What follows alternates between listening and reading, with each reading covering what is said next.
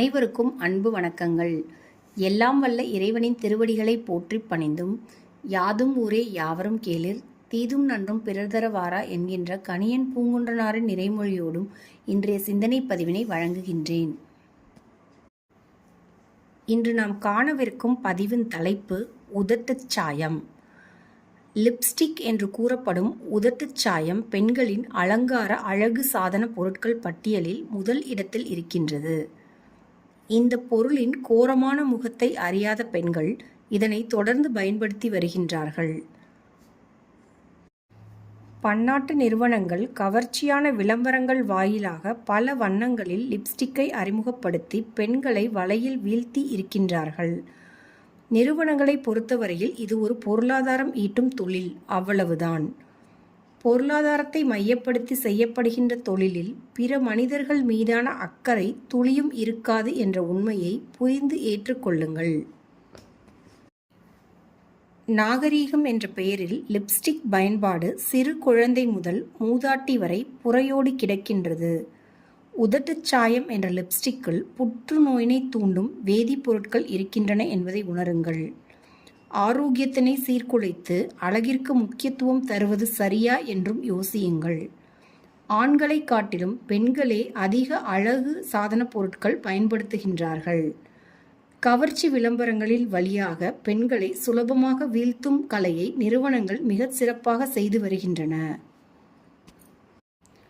புற்றுநோயினை தூண்டும் வேதிப்பொருட்களை கார்சினோஜன்ஸ் என்று அறிவியல் கூறுகின்றது. கார்சினோஜன்ஸ் என்ற புற்றுநோய் தூண்டிகள் செயற்கையாக தயாரிக்கப்படுகின்ற அனைத்து அழகு சாதன பொருட்களிலும் நிறைந்து இருக்கின்றது. இத்தகைய பொருட்களின் தொடர் பயன்பாடு கடுமையான ஆரோக்கிய சீர்கேட்டினை உண்டாக்கும் என்று அறிவியல் பூர்வமாகவும் நிரூபிக்கப்பட்டு உள்ளது. பரிந்துரைக்கப்பட்ட அளவு, பாதுகாப்பான அளவு பயன்படுத்தினால் தொல்லை ஏதும் இல்லை என்ற ஒரு பொய் பிரச்சாரம் முன்வைக்கப்பட்டவுடன் நிம்மதி பெருமூச்சு விட்டு தொடர்ந்து பயன்படுத்துகின்றீர்கள். உங்களின் இந்த போக்குதான் பல்வேறு புற்றுநோய்களுக்கு விதையாகின்றது. அரசாங்கமே அனுமதிக்கின்றது, தரக்கட்டுப்பாடு செய்த பின்புதான் விற்பனைக்கு வருகின்றது போன்ற காரணங்களை கூறி உங்களை நீங்களே சிதைத்து கொள்ளாதீர்கள் என்று கூறுகின்றேன். இது குறித்து எத்துணை விழிப்புணர்வு பதிவுகள் வந்தாலும் பெண்கள் உண்மைகளை புரிந்து கொள்வதில்லை. மிகவும் ஆபத்தானது நமது ஆரோக்கியத்தை சீர்குலைப்பது என்ற செய்தி தெரிந்த பிறகும் இம்மாதிரியான பொருட்களை பயன்படுத்துவதிலிருந்து பெண்கள் விலகுவதில்லை. ஏன்? பெருமை என்ற ஒன்றை தவிர வேற எந்த பெரிய காரணமும் இல்லை என்று கருதுகிறேன். அழகுணர்ச்சி, புற அழகு என்பது தேவையற்றது என்பதல்ல பதிவின் கருத்து. எல்லைகளை கடந்த வரம்பு மீறிய ஆரோக்கியத்தை கேள்விக்குறியாக்கும் செயல்பாடுகள் தவறு என்று உணர வேண்டும் என்று கூறுகின்றேன். காலை எழுந்ததும் பல் துலக்குவது, மலம் ஜலம் கழிப்பது போல உதட்டுச் சாயம் பூசுவதையும் அன்றாட செயல்களாக்கி விட்டார்கள். பிறரின் முன்னிலையில் தன் மீதான மதிப்பு அதிகரிக்க வேண்டும், பிறர் பாராட்ட வேண்டும் என்ற கருத்துக்களுக்கு ஆட்படுபவர்தான் இம்மாதிரியான பொருட்களை மிகுதியாக பயன்படுத்துகின்றார்கள். அழகு சாதன பொருட்கள் இருக்கும் திசை கூட திரும்பாமல் வாழும் பெண்கள் இன்றும் இங்கே இருக்கின்றார்கள். எதை பயன்படுத்துவது, எதை பயன்படுத்தக்கூடாது என்று முடிவெடுக்கும் உரிமை உங்களுடையதுதான், மறுக்கவில்லை. உங்களுடைய உரிமைகளை பறிக்கும் எண்ணம் துளியும் எனக்கு இல்லை. ஆனால் அழகு சாதன பொருட்களில் பின்னே மறைந்திருக்கும் மிகப்பெரிய ஆபத்தை புரிந்து கொள்ளுங்கள் என்று கூறுகின்றேன்.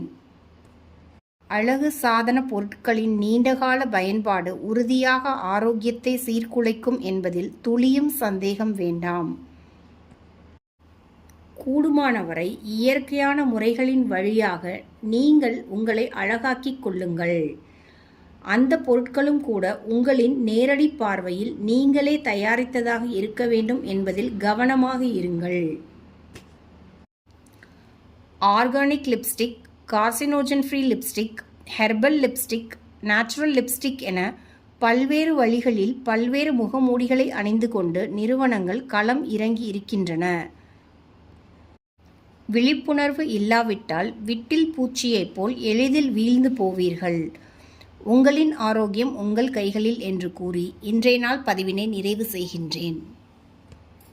எல்லோரும் இன்புற்றிருக்க நினைப்பதுவே அல்லாமல் வேறொன்றறியேன் பராபரமே என்கின்ற தாயுமான சுவாமிகளின் நிறைமொழியோடு இன்றைய நாள் பதிவினை நிறைவு செய்கின்றேன்.